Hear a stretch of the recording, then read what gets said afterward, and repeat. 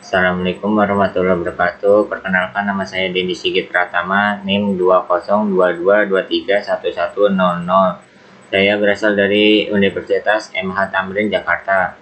Di sini saya akan menyelesaikan UAS pemrograman Python. Di sini saya sudah diberikan soal dan datanya. Di sini saya diberikan soal untuk menganalisis sebuah data, dan datanya pun sudah diberikan juga, tinggal saya mengerjakannya aja. Di sini saya menggunakan Google Colab. Pertama-tama tuh kita memasukkan data file yang akan kita menganalisis. Pertama-tama tuh kita masukin filenya tuh di sini, mengupload ke file penyimpanan sesi. Setelah itu langsung kita import pandas aspd, mengimport dataset df pdread csv, data rental csv. Data rental csv itu nama filenya. Melihat 5 baris pertama, print 5 baris pertama data, print df head. Df head itu menampilkan 5 baris pertama. Setelah itu melihat informasi struktur dataset, print info data frame, print df info. df info itu menampilkan jumlah baris, tipe data setiap kolom, apakah ada nilai 0, tipe timestamp. Dan ini ketika dijalankan terdapat 5 baris pertama data dan info data frame-nya. Selanjutnya kita ke konversi data temp list transaction less transaction. Pertama-tama kita import pandas aspd lewat dataset, konversi import million second menjadi data temp. Setelah itu print 5 data pertama setelah konversi data temp, print df list transaction last transaction head, print info tipe data setelah konversi, print df list transaction last transaction info. Dan ini setelah dijalankan terdapat 5 data pertama setelah konversi data temp dan info tipe data setelah konversi. Selanjutnya kita ke penentuan root customer. Pertama-tama kita import pandas aspd lewat dataset, konversi data temp, menentukan root, membuat kolom isRoot, melihat distribusi root, melihat 5 data pertama, print 5 data pertama dengan isRoot, print df customer id last transaction isRoot head. Setelah dijalankan terlihat jumlah customer versus tidak root dan 5 data pertama dengan isRoot. Selanjutnya kita ke penentuan root customer. Pertama-tama tuh kita import pandas aspd lewat dataset, konversi data temp, penentuan root, penghapusan kolom yang tidak diperlukan. Habis itu kita print data kolom setelah dihapus, print df kolom, print 5 data pertama setelah pembersihan, dan print df head. Dan ini ketika sudah dijalankan terdapat daftar kolom setelah dihapus dan 5 data pertama setelah pembersihan. Selanjutnya kita ke penghapusan kolom yang tidak diperlukan. Pertama-tama kita import pandas aspd lewat dataset, konversi data temp, penentuan chart, penghapusan kolom yang tidak diperlukan, membuat kolom year. Setelah itu kita print 5 data pertama setelah penambahan kolom tahun, print df customer id registration year, registration last transaction year, last transaction head. Dan ini setelah dijalankan terdapat 5 data pertama setelah penambahan kolom tahun, terlihat di sini. Habis itu kita ke pembuatan year first transaction dan year last transaction.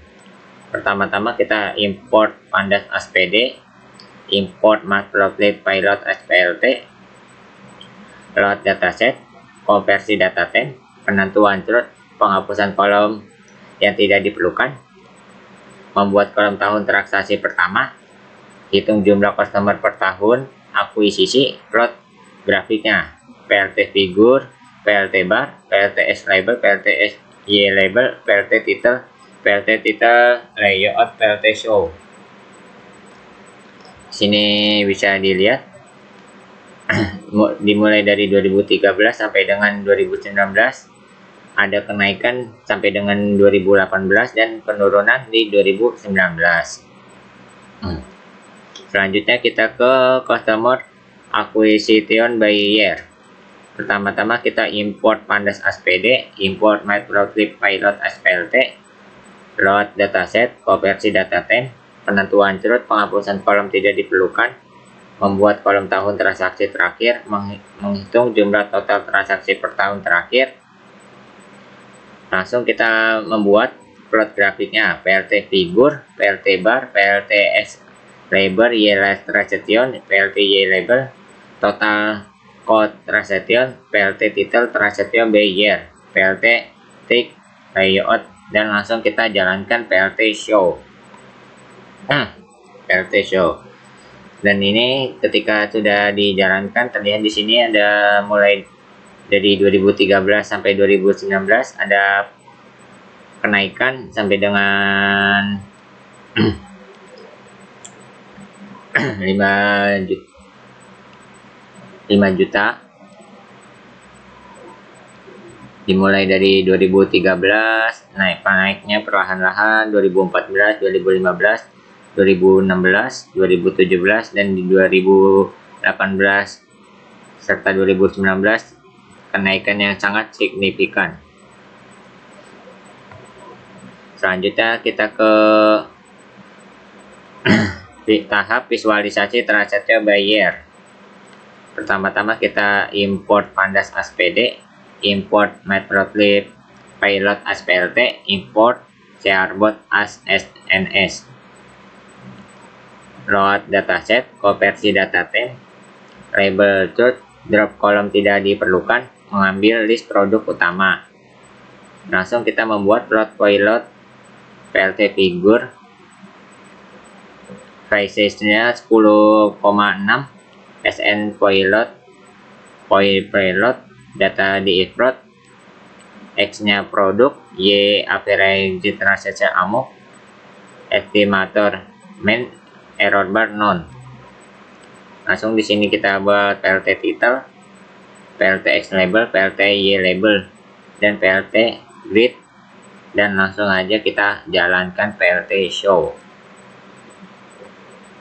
Di sini terlihat grafiknya, sumbu X tahun transaksi terakhir pelanggan, sumbu Y total transaksi code transaction. Semakin tinggi batang, semakin banyak transaksi pada tahun tersebut.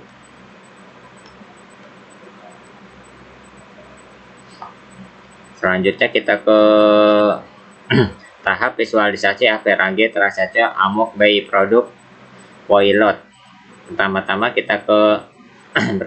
kita ketik import pandas ASPD, import matplotlib pilot SPLT, load dataset, konversi data temp, label truth, drop kolom tidak diperlukan, list produk utama, produknya seperti baju, jaket, sepatu, dan tas, hitung jumlah truth per produk. Langsung kita buat plot pit chart, PLT figur, PLT pin, dan langsung kita ke PLT title, PLT tick layout, dan langsung aja kita jalankan PLT show. Di sini terlihat setiap titik mewakili rata-rata nilai transaksi untuk satu jenis produk. Tidak menggunakan error bar agar grafik lebih bersih sesuai kebutuhan kita. Selanjutnya, di sini juga ada tas 11,3%, baju 3,2%, dan jaket 35,8%, serta sepatu 49,7%. Selanjutnya kita ke tahap visualisasi proporsi TrueNet customer untuk setiap produk. Pertama-tama kita import pandas ASPD, import matplotlib pilot ASPLT, load dataset, konversi data temp, label chart, drop kolom tidak diperlukan. Buat kategori code transaction. Langsung kita hitung distribusi kategori. Langsung kita buat plot bar chartnya. Seperti PLT figur, PLT bar, PLT X label, PLT Y label, PLT title, PLT title layout. Langsung aja kita jalankan PLT show. Di sini terlihat grafiknya menampilkan persentean chart untuk setiap produknya. Makin besar irisan peer-nya, semakin besar jumlah customer chart pada produk tersebut. Mengetahui produk mana yang paling banyak ditinggalkan pelanggan. Di sini terlihat. Selanjutnya kita ke tahap visualisasi distribusi kategorisasi code transaction. Pertama-tama kita import pandas ASPD, import matplotlib pilot ASPLT, load dataset, konversi data temp, label chart, drop kolom tidak diperlukan, seperti for call in, no, dan row num. Buat kategori average transaction amount. Setelah itu kita hitung distribusi kategori dan kita buat plot bar chartnya seperti PLT figur, PLT bar, PLT X label, PLT Y label, PLT title, PLT X tick, PLT tick layout, dan langsung dijalankan PLT show. Sini terlihat menampilkan jumlah customer dalam masing-masing kategori transaksi. Sebagian besar customer hanya bertransaksi sedikit atau banyak customer yang loyal. Sini terlihat sudah. Selanjutnya kita ke tahap visualisasi distribusi kategorisasi average transaction amount. Pertama-tama kita import pandas ASPD, load dataset, konversi data temp, penentuan chart, drop kolom tidak diperlukan, seperti no dan row num, membuat kolom tahun, membuat year differentiate, menentukan fitur kolom dan target. Kayak Y di F fitur kolom dan Y di F is root. Langsung kita print fitur kolom X, print X head, print and target Y, print Y head. Dan ini setelah dijalankan, lihat fitur kolom X dan target Y.